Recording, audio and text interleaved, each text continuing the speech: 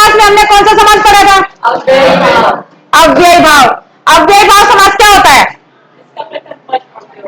जिसका प्रथम पद अव्यय और द्वितीय पद जो होता है वो संज्ञा होता है, ठीक है, और दोनों पद मिलाकर क्या बन जाता है? वो समास बन जाता है, उसे अव्यय भाव समास कहते हैं, ठीक है। जैसे कोई एग्जांपल देगा मुझे अव्यय भाव समास का?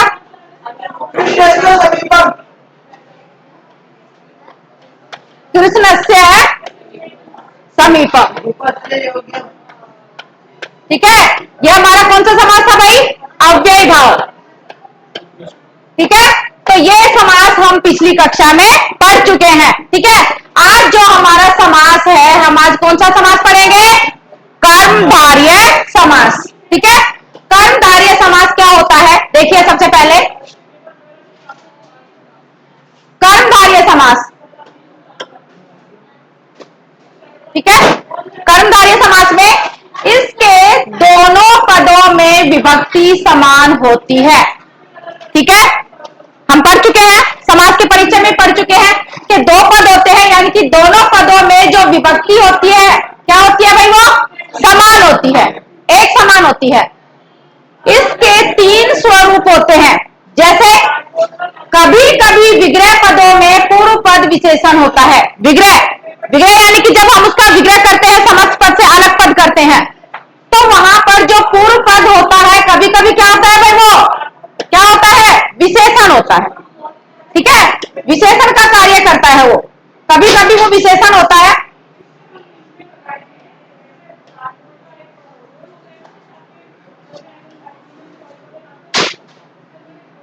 ठीक है, देखिए अब है तथा उत्तर पद विशेष्य होता है। उत्तर पद जो होता है वो क्या होता है? विशेष्य। इससे हमें पहचान हो जाएगी, ये पहचान है हमारी कौन से समास की? कर्मधारय समास की, कि इसमें जो दोनों पद होते हैं, पूर्व पद और उत्तर पद, एक तो इसमें विशेषण होता है पूर्व पद तो कभी कभी, ठीक है, यानी कि हम तो दो पद की पहचान करेंगे, एक विशेषण और दूसरा विशेष्य, ठीक है। और दोनों में कौन सी विभक्ति होगी? समान विभक्ति होगी। तो उससे हम पता लगा लेंगे, पहचान हो जाएगी कि वो हमारा कौन सा समास होगा? कर्मधारय समास होगा, ठीक है। सेकंड, कभी कभी पूर्व पद उपमान होता है और उत्तर पद उपमेय होता है। कभी कभी जो पूर्व पद होता है पहले वाला उपमान होता है, और जो उत्तर पद जो होता है वो उपमेय होता है। यानी कि किसी से जैसे कह दिया कि भाई घन श्याम है, घन श्याम है यानी कि घन का मतलब होता है श्याम, ठीक है, घन श्याम है। घन का मतलब होता है जैसे बादल, और श्याम का मतलब जो होता है काला, कि बादल के जैसा काला। तो यानी कि किसी का क्या कर दिया भाई? उपमा दे दी ना उसकी, ठीक है, किसी से उसकी उपमा दे दी, तो वहां पर उपमान होता है। तो उससे हमें पता लग जाता है कि वो पूर्व पद जो है वो क्या है, मतलब तुलना करते किसी से कि उसके जैसा दे दिया उसको, ठीक है, कि घन श्याम, कृष्णा सर्प है, काला सांप, ठीक है। तो यहां पर जो पूर्व पद होता है और उत्तर पद क्या होता है? उसका उपमेय होता है। घन श्याम है, जैसे यहां पर हमने लिख दिया घन श्याम है, ठीक है। घन का मतलब क्या हो गया? बादल। श्याम का मतलब काला भी होता है, और श्याम हम किसको कहते हैं भाई? श्री कृष्ण जी को भी कहते हैं, ठीक है।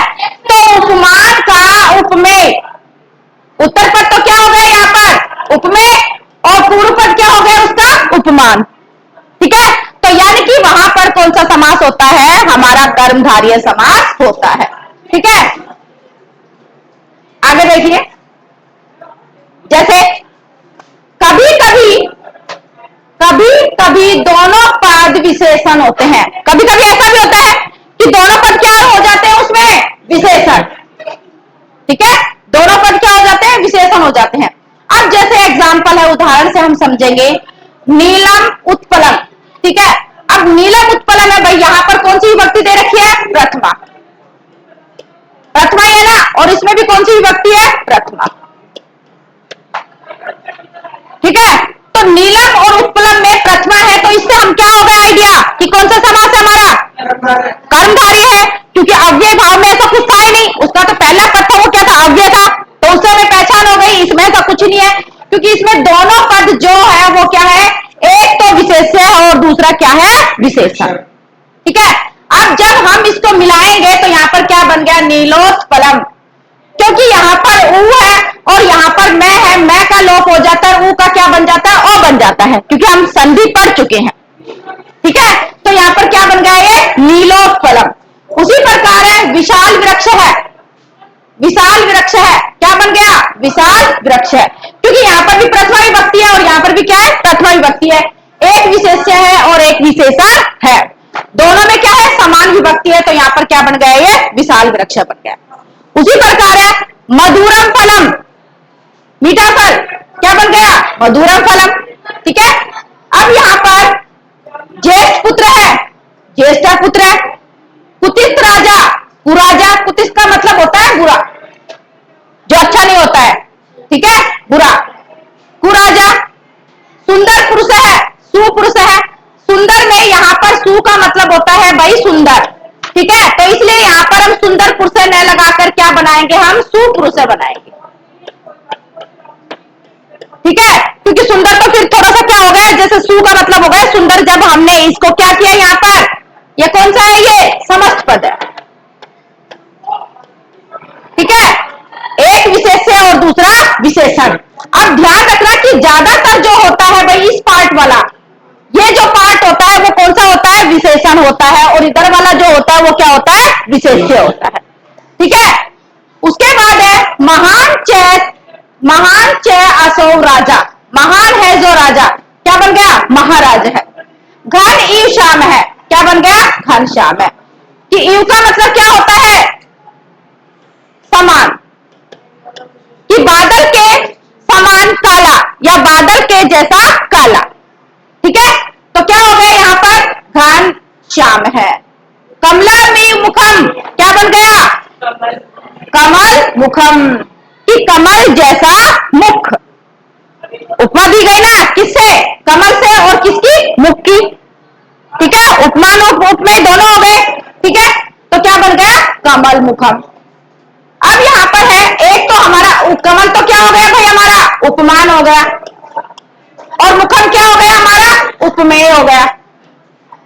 क्लियर, पता लग गया ना, कि कमल के जैसा मुख, चंद्री मुखम, क्या हो गया, चांद जैसा मुख। उसी प्रकार चंद्र तो हमारा उपमान हो गया और मुखम हमारा क्या हो गया, उपमेय हो गया। ठीक है, नर सिंह इव।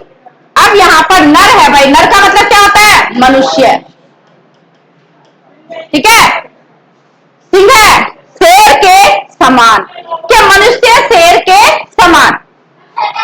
अब ऐसा तो नहीं कर सकते कि जो मनुष्य जैसा शेर, ठीक है, वो तो होगा नहीं। अब इव यहां पर क्यों आया, क्योंकि यहां पर उभय पद। ठीक है, कि यहां पर जो मनुष्य है, सिंह है, इव का मतलब जैसा, कि मनुष्य शेर के जैसा। ऐसा तो नहीं करेंगे कि जो शेर है वो मनुष्य के जैसा है, वो तो गलत हो जाएगा। ठीक है, तो यहां पर इसलिए क्या आया है, नर है, सिंह है, इव, तो क्या बन जाएगा, नरसिंह। शीतम च उष्णम, शीतम का मतलब क्या होता है, ठंड और गर्म, यानी कि सर्दी और गर्मी, क्या बन गया, शीतो उष्णम। रक्तश्च पीत है, रक्त का मतलब होता है लाल, पीता का मतलब पीला, लाल और पीला, रक्त पीत है। आदौ सुप्त है, पश्चादु उत्थित है, सुप्त उत्थित है। अब यहां पर आदौ को मत लीजिए, यहां पर क्या है भाई, ये उभय पद है। ठीक है, उभय का मतलब होता है यहां पर दोनों है, यहां पर। ठीक है, च लगा हुआ है यहां पर। ठीक है, कि सुबह उठते हैं, आदौ यानी कि वो जो दोनों है, दिन के लिए जो वर्ण किया गया है। सुप्त है, सोते हुए, उत्थित है, उठते हैं। तो यहां पर उभय पद विशेषण है, यहां पर जो दोनों पद है वही क्या है, यहां पर विशेषण है, क्योंकि अभी तक तो एक विशेषण और एक विशेषण आ रहा है। तो यहां पर जो है वो क्या है, दोनों पद क्या है भाई, यहां पर विशेषण। ठीक है, तो सबसे पहले हमारी पहचान क्या हो गई कर्मधारय समास में, पहला पद विशेषण, दूसरा पद विशेष्य है, और दोनों में समान विभक्ति, एक उपमेय उपमा और दूसरा उपमा। ठीक है, तो यानी कि ये क्या हो गई, हमारी डेफिनेशन हो गई। और दोनों में समान विभक्ति का मतलब है दोनों में कौन सी विभक्ति होगी, प्रथमा। क्लियर, आगे देखो,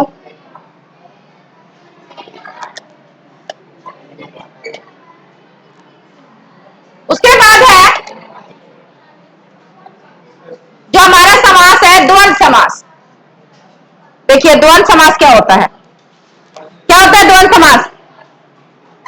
देखिए द्वंद्व समास है, द्वंद्व समास है जिस समस्त पद में दोनों पदों की क्या होती है, दोनों पदों की प्रधानता। अभी तक तो समान थे, ठीक है, यानी कि दोनों पदों की ही क्या होती है भाई, प्रधानता होती है। प्रधानता मतलब मेन होते हो, मुख्य होते हैं, दोनों को महत्व दिया जाता है, वहां द्वंद्व समास होता है। इसके विग्रह में च, इसके विग्रह में क्या लगा दिया जाता है भाई, च। च का प्रयोग होता है, जैसे लवश्च कुशश्च है, लव कुशव, ठीक है।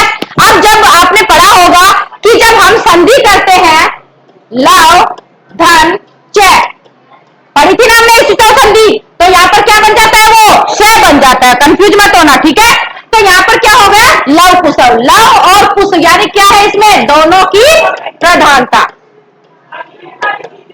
ठीक है, दोनों की प्रधानता इसमें। यहां जितनी प्रधानता लव की है उतनी प्रधानता कुश की भी है, ठीक है। कहते हैं कि दोनों भाई है, एक को ज्यादा महत्व दिया जाता है, दूसरे को थोड़ा कम दिया जाता है, लेकिन नहीं, यहां पर दोनों को ही उतना ही महत्व दिया जाता है, दोनों की वहां पर इंपॉर्टेंस है, ठीक है। इस समास के दो रूप माने गए हैं, इतरेतर द्वंद्व और समाहार द्वंद्व, ठीक है। अब यहां पर देखते हैं इतरेतर द्वंद्व क्या है। जिस समस्त पद में दोनों पदों का अर्थ अलग अलग होता है, दोनों पद है उनका अर्थ क्या होगा भाई, अलग अलग, उसे इतरेतर द्वंद्व समास कहते हैं। समस्त पद में संख्या के अनुसार द्विवचन या बहुवचन होता है।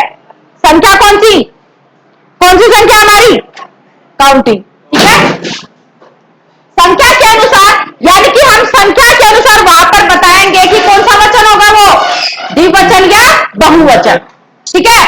किंतु लिंग परिवर्तन परिवर्ती या उत्तर पद के अनुसार होता है। हमें पता लगाना होगा कि हमारे पास वो पुल्लिंग है, स्त्रीलिंग है या नपुंसकलिंग है, ठीक है।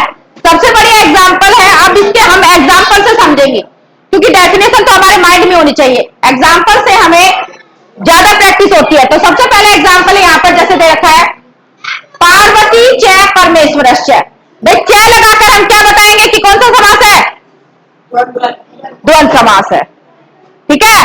द्वंद्व यानी कि दोनों जुड़वा होंगे, इसमें दोनों की प्रधानता होगी। पार्वती च परमेश्वरश्च, तो जब हम इसको करेंगे तो यहां पर द्वंद्व समास में, अब आपने बालक का शब्द रूप देखा है, बालक है, बालको बनता है ना द्विवचन में, तो यहां पर ये किस में है भाई, ये द्विवचन में, द्विवचन में, यानी यहां पर पार्वती परमेश्वरो, यहां पर ओ बना हुआ है, तो ये क्या है, द्विवचन है। इसका हमें ध्यान रखना है कि यहां पर तो हमारे पास जब ये होगा अलग होगा, और जब हम समस्त पद करेंगे तो यहां पर द्विवचन में बन जाएगा। रामश्च कृष्णश्च क्या बन गया, राम कृष्ण, धर्मश्च अर्थश्च कामश्च मोक्षश्च क्या बन गया, धर्म अर्थ काम मोक्ष। अब आप कहोगे कि मैम यहां पर तो मोक्ष है, मोक्ष क्यों नहीं आया, एक कारण है, यहां पर जो मोक्ष दिया गया है, ठीक है, क्योंकि यहां पर धर्म भी है, अर्थ भी है, काम भी है। आगे बात सुनने, तो जब मोक्ष है, जब उसका शब्द रूप चलता है तो वहां पर वो मोक्षा बनता है द्विवचन में, बहुवचन में, इसलिए यहां पर ये बहुवचन दिया गया, क्योंकि पर्टिकुलर हमारे पास दो थोड़ी है, दो है या एक है, चार है ना, धर्म भी है, अर्थ भी है, काम भी है, मोक्ष भी है, तो इसलिए यहां पर क्या बन गया, ये बहुवचन। ये दो थे तो द्विवचन में आ गया, सीता च रामश्च, ये कितने हैं, दो है ना, तो द्विवचन में आ गए सीता रामो। पुत्रश्च कन्याश्च, तो क्या बन गया, पुत्र कन्या। अब आप कहोगे कि मैम यहां पर कन्या क्यों बना है, क्यों बना है, कौन बताएगा, चलो यहां पर कन्या क्यों बना है, किसी को आइडिया है, अभी ऊपर में, हाँ, कि लिंग परिवर्तन या परिवर्ती उत्तर पद के अनुसार होगा।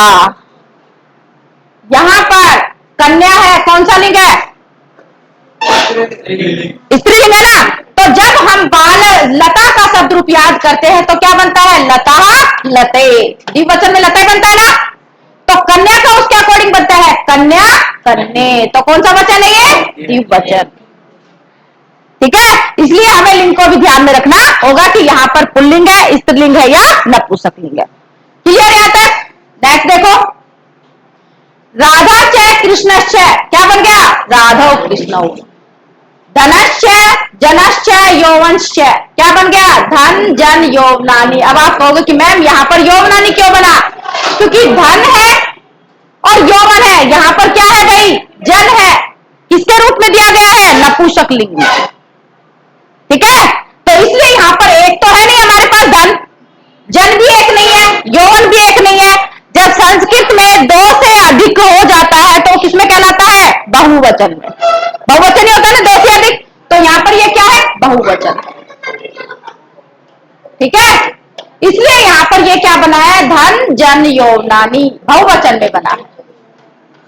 आगे बात समझ में? क्योंकि फर्स्ट अभी हमने लाइन क्या पढ़ी थी? ये लिंग के अनुसार परिवर्तन होता है। क्लियर यहां तक? अब आगे देखिए, आगे हमारा समाहार द्वंद्व। समाहार का मतलब होता है समूह, वहां समूह अर्थ की प्रधानता है। समाहार का मतलब क्या होता है भाई? समूह। ठीक है, जहां अनेक वस्तुओं का संग्रह दिखाया जाता है। संग्रह का मतलब क्या होता है? कौन बताएगा? संग्रह करना, उनको एकत्रित करना। ठीक है, अर्थात समूह की प्रधानता होती है। वहां पर किसकी प्रधानता होगी भाई? समूह की। समूह यानी कि जो झुंड में होंगे, एक साथ होंगे, वहां पर उसकी प्रधानता होगी। वहां पर समाहार द्वंद्व समास हो जाता है। ठीक है, समाहार का मतलब क्या होगा भाई? समूह अर्थ में। ठीक है, समूह के अर्थ में। आहार है, जैसे एग्जांपल है आहाश्च निद्राश्च भयश्च, दो से अधिक आ रहे हैं ना, समूह में है। एते साम समाहार है कि आहार का, निद्रा का, भय का। आहार यानी कि भोजन का, नींद का और डर का, सारा एक क्या है? समूह है। समाहार का मतलब समूह। ठीक है, तो वहां पर क्या बन जाएगा? आहार निद्रा भयम। ठीक है, किसमें आ रहा है ये किसमें आ रहा है? बताओ मेरे को, किसमें आ रहा है? यहां पर मैं लगा हुआ है, तो सब में हम क्या लगाएंगे? मैं लगाएंगे, यानी कि ये नपुंसकलिंग में हो जाएगा। ठीक है, ये किसमें होगा? नपुंसकलिंग में। नपुंसकलिंग एक वचन में होगा। हमेशा ध्यान रखना, कौन सा वाक्य आएगा? जो समूह अर्थ में, समाहार अर्थ में जो वाक्य होगा वो किसमें होगा? एक वचन। और दूसरा लिंग कौन सा? नपुंसकलिंग। यही तो बताया मैंने।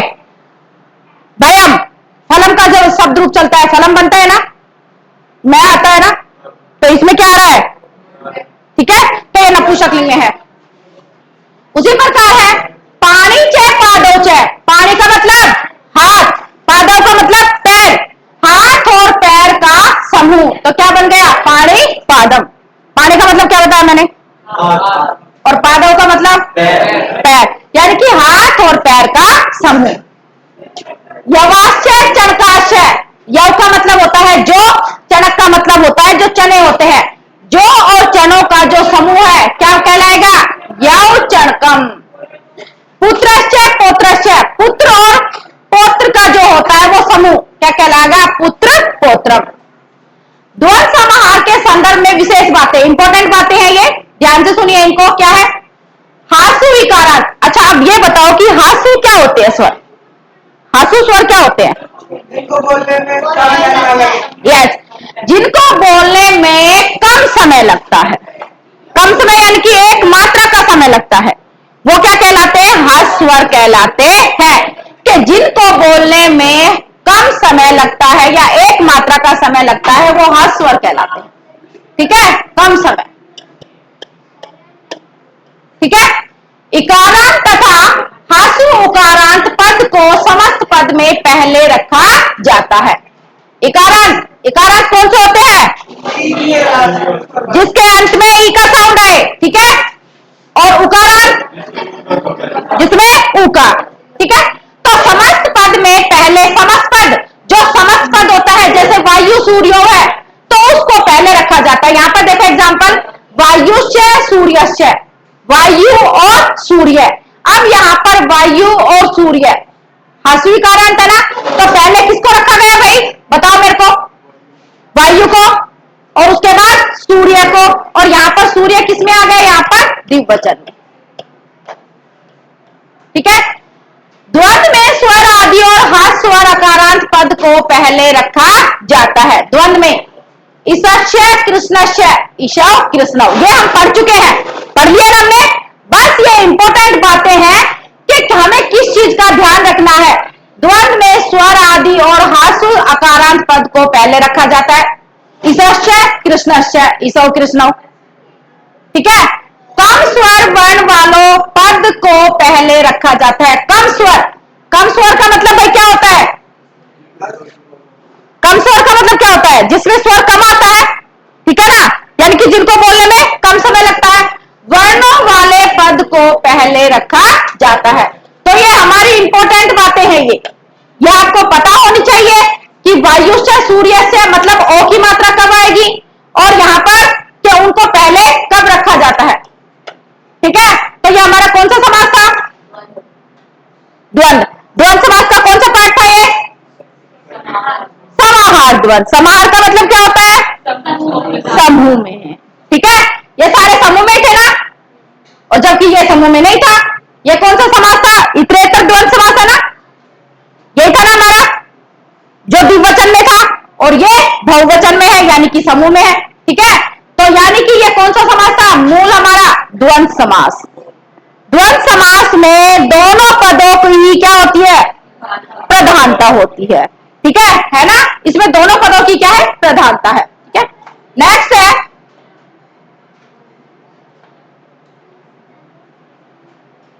बहुव्रीहि समास। अब देखिए बहुव्रीहि समास क्या होता है। ठीक है, सबसे पहले बहुव्रीहि समास, बहुव्रीहि होता क्या है, कौन बताएगा भाई बहुव्रीहि क्या होता है। नहीं, किसी की प्रधानता नहीं होती, लेकिन जो पद है वो किसी अन्य अर्थ का क्या कराते हैं भाई, बोध कराते हैं, यानी कि किसी अन्य की क्या होती है, इसमें प्रधानता होती है।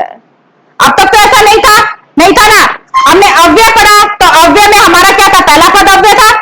कर्मधारय पद पढ़ा तो कर्मधारय समास में क्या थे भाई, विशेषण था।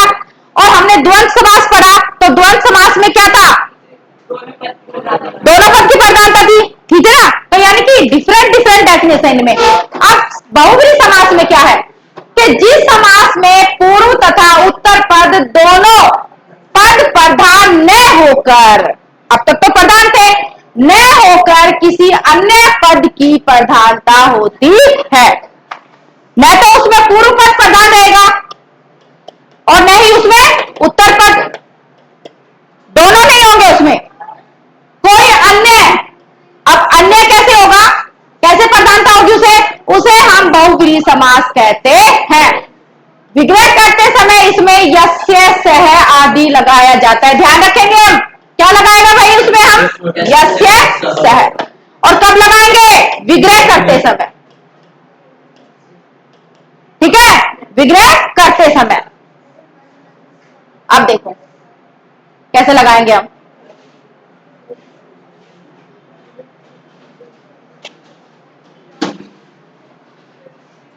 देखिए अब है, जैसे दिखाई दे रहा है सबको, देखो उदाहरण है, महांतो बाहु यस्य सह। यस्य सह का मतलब होता है जिसका वह, किसका मतलब होता है, इसका मतलब होता है, क्या मतलब होता है, जिसका वह या जिसकी वह। ठीक है, यस्य का मतलब जिसका, सह का मतलब वह। क्लियर। अब है महांत बाहु। महांत बाहु का मतलब क्या होगा भाई, बड़ी भुजाओं वाला, बड़ी भुजाएं हैं जिसकी वह। अन्य पद हो गया ना, क्योंकि न तो इसमें इसकी प्रधानता है और न ही इसमें बाहु की प्रधानता है। ठीक है, तो प्रधानता किसकी होगी भाई, महाबाहु। महाबाहु यानी कि महाबली किसको कहते हैं, भगवान विष्णु को। दोनों पद मिलाकर किसी अन्य की क्या बता रहे हैं, प्रधानता बता रहे हैं। अब अगला है दश आननानि यस्य सह। 10 सिर है जिसके वह, 10 सिर है जिसके वह, अन्य की प्रधानता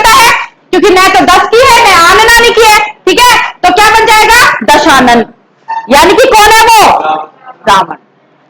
ठीक है, अगला है पीतम अम्रम यस्य से, पीले वस्त्र है जिसके वह,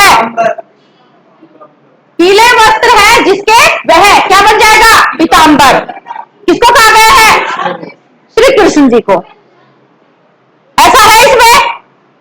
अब हम जब पहचान करेंगे तो आ जाएगा ना आपकी पहचान में। क्यों? क्योंकि ना तो यहां पर अव्यय है, न यहां पर कर्मधारय है, न यहां पर द्वंद है, यानी कि दोनों पद मिलकर किसी अन्य पद की क्या बता रहे हैं? प्रधानता बता रहे हैं।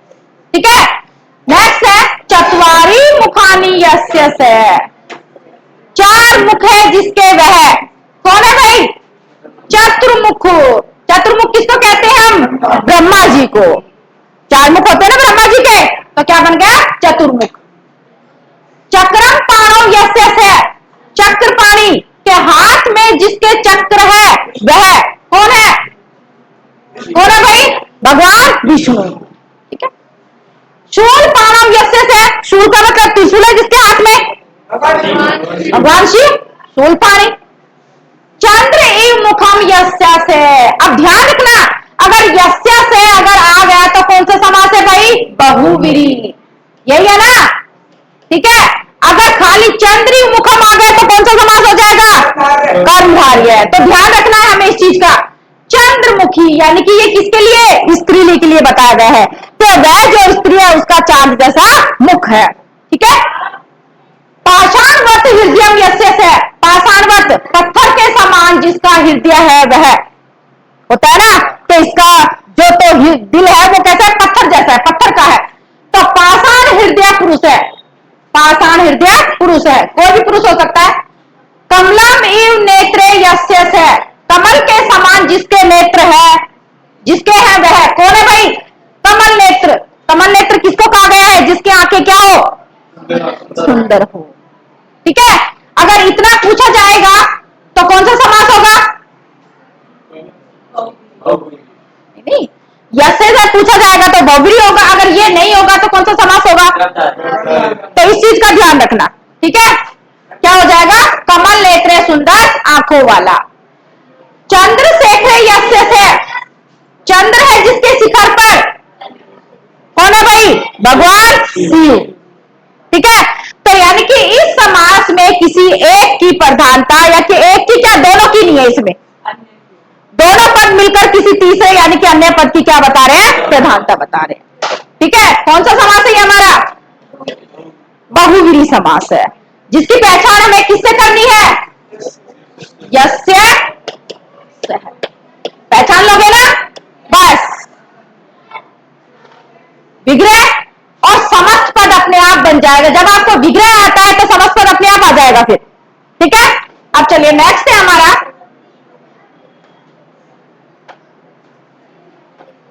देखिए। ठीक है, तो सबसे पहले हमने कौन सा समास पढ़ा? कौन सा पढ़ा भाई? जल्दी बताओ। सबसे पहले हमने कौन सा समास पढ़ा? कौन सा? अव्ययी भाव पढ़ा ना? ठीक है, और उसके बाद कर्मधारय। ठीक है, और उसके बाद द्वंद्व समास। नहीं, द्विगु तो हमने पढ़ाया नहीं अभी। कौन सा समास हमने नहीं पढ़ाया? द्विगु समास नहीं पढ़ाया। क्यों नहीं पढ़ाया द्विगु समास? एक मिनट सुनो। ठीक है, क्योंकि द्विगु समास जो है अभी वो आपके सिलेबस में नहीं है। ठीक है, जो इंपॉर्टेंट है, जो चार है, वही हमने यहां पर इनका अध्ययन किया है। ठीक है, फिर भी अगर आपको ऐसा लगता है द्विगु समास की डेफिनेशन वगैरह सब हम बता दें, क्योंकि द्विगु समास जो होता है उसमें पहला पद संख्या होता है। उसमें संख्या यानी कि नंबर, काउंटिंग। ठीक है ना, पहला पद जो होता है उसमें संख्यावाची होता है, दूसरा पद होता है उसमें संज्ञा होता है। ठीक है, जैसे हमने बोला सप्तऋषि, तो सप्तऋषि में कौन सा समास हो गया? द्विगु समास हो गया। ठीक है ना, क्योंकि सप्त, सात पहले आ रहा है, सात क्या है? संख्यावाची है। ठीक है, जैसे हमने एक एग्जांपल और लिया, जैसे पंच पात्र। पंच का मतलब काउंटिंग है यहां पर। ठीक है, आनन नहीं होगा बेटा, क्योंकि 10 आननानी यस्य से आनन का मतलब होता है मुख, ठीक है, क्योंकि वो रावण के लिए लिया गया है, ठीक है। पर्टिकुलर यहां पर जो होगा पंचपात्रम, यानी कि यहां पर तो हमें पता लग जाएगा कि पहला पद जो है हमारा क्या है, वो जिसमें संख्यावाची होगा वो वहां पर द्विगु समास होगा, ठीक है ना। लेकिन जहां पर नहीं, कहां पर है ही नहीं। अब दशानन है यहां पर, दशानन का मतलब कि पहला पद क्या है हमारा, यहां पर संज्ञा है नहीं, लेकिन आनन है, आननानी का मतलब होता है मुख, ठीक है, क्योंकि 10 मुख। अब भाई 10 मुख किसी और का क्या बता रहे हैं, प्रधानता ही तो बता रहे हैं भाई, 10 मुख किसके हैं, रावण के है ना, तो यहां पर किसी अन्य पद की प्रधानता है, दोनों को हमें मैच नहीं करना है, इसलिए मैंने यहां पर द्विगु समास आपको नहीं बताया है, क्योंकि बहुब्रीहि समास है वो हमारा इंपॉर्टेंट है, ठीक है ना। तो आज हमने कौन कौन से समास पढ़े हैं, चलो मेरे को बताएंगे स्टार्टिंग से। पहला कौन सा था हमारा, कौन सा समास था, दूसरा, और तीसरा द्वंद्व समास, और चौथा बहुब्रीहि समास। बहुब्रीहि समास जस्ट अभी हमने पढ़ा है। तो बहुब्रीहि समास में किसकी प्रधानता होती है, यानी कि बहुब्रीहि समास में किसी की प्रधानता नहीं होती है, दोनों पद मिलाकर किसी अन्य पद की क्या करते हैं, प्रधानता बताते हैं, ठीक है। जैसे हमने बहुत सारे एग्जाम्पल दिया है, पीताम्बर का दिया है हमने, शूल पाणी का दिया है, चक्र पाणी का भी दिया है, दशानन का भी दिया है, चतुर्मुख का भी दिया है, ठीक है ना। तो यानी कि ये किसी अन्य पद की क्या बता रहे हैं, प्रधानता बता रहे हैं, ठीक है। जैसे चंद्र इव मुखम यस्य से, ठीक है, तो चंद्र इव मुखम यस्य से पहचान कर लोगे ना कि यहां पर कौन सा समास है, बहुब्रीहि समास है, इसलिए हमें इनमें कंफ्यूज नहीं होना है, ठीक है। तो आज हमने समास का अध्ययन पढ़ा है। नेक्स्ट क्लास में हम एक और ऐसा इंपॉर्टेंट टॉपिक है जो ग्रामर का है वो हम पढ़ेंगे, ठीक है। कौन सा पढ़ सकते हैं, गैस करो कोई, बताइए। कारक, कारक मोस्ट इंपोर्टेंट चैप्टर है। कारक के अंदर आपकी क्या पूछी जाती है, विभक्तियां पूछी जाती है, ठीक है। तो फिर कल हम नेक्स्ट क्लास में पढ़ेंगे, ठीक है। धन्यवाद।